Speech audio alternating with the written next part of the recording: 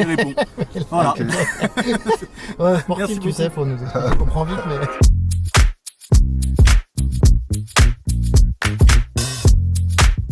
Eh ben écoute, Vincent Jay, champion olympique de biathlon, savoyard et montagnard. Thierry Dussautoir, ancien joueur du 15 de France, capitaine pendant 6 ans. On a gagné un grand chelem à l'époque, perdu en finale de Coupe du Monde. Voilà.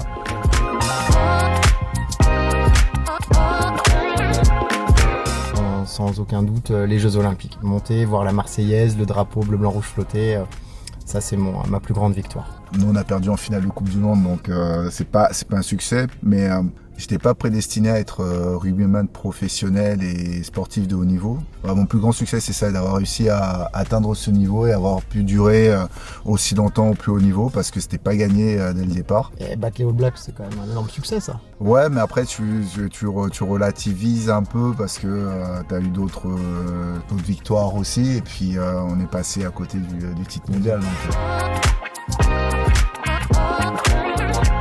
je sais pas si c'est un conseil, mais en tout cas, mon entraîneur Guy Novès au Stade Toulousain, qui m'a entraîné pendant près de 10 ans, m'a pas donné un conseil, mais un jour m'a fait passer le message. Il fallait que j'ai confiance en moi, plus confiance en moi et dans ce que je pouvais produire. Ça a été un déclic pour moi d'avoir quelqu'un de cette qualité qui m'exprime sa confiance, qui me demande d'avoir moi aussi confiance en moi. Et ben moi c'est un petit peu pareil, la confiance, mais c'était aussi croire en mes rêves. Moi, je suis né sur des skis, fils d'une maman qui est monitrice de ski, un père aux remontées mécaniques, donc le pur produit de la montagne. J'ai toujours suivi le ski à la télévision et c'était mon rêve de devenir champion olympique, et dans les coups de mou, parce qu'il y en a aussi dans une carrière de sportif de haut niveau, et je me raccrochais à ça, à cette flamme, à cette passion de la neige et l'envie d'être et de devenir champion olympique un jour.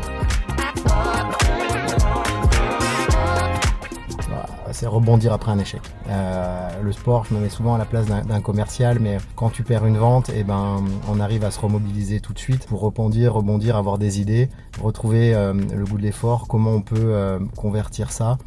Moi j'ai pas honte de le dire, 99% du temps dans l'échec, et aujourd'hui ça m'aide de pouvoir me remobiliser assez vite et de pouvoir rebondir pour aller chercher d'autres marchés ou d'autres choses.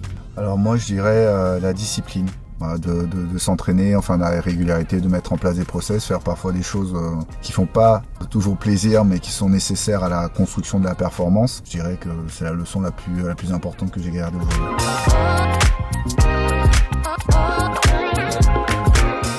C'est quelque chose qu'on a très peu connu dans le biathlon, parce que quand tu rentres dans un stade avec 14 potes, que tu te prends par la taille et que 80 000 personnes qui chantent l'hymne de ton pays, ça c'est des moments de sport que j'aurais voulu connaître, découvrir. Mais nous on est un sport un peu plus individuel, et des victoires j'en ai pas eu à l'appel, donc je l'ai malheureusement pas trop connu. Mais en tout cas je chante toutes les Marseillaises aujourd'hui dès qu'il y a un sport.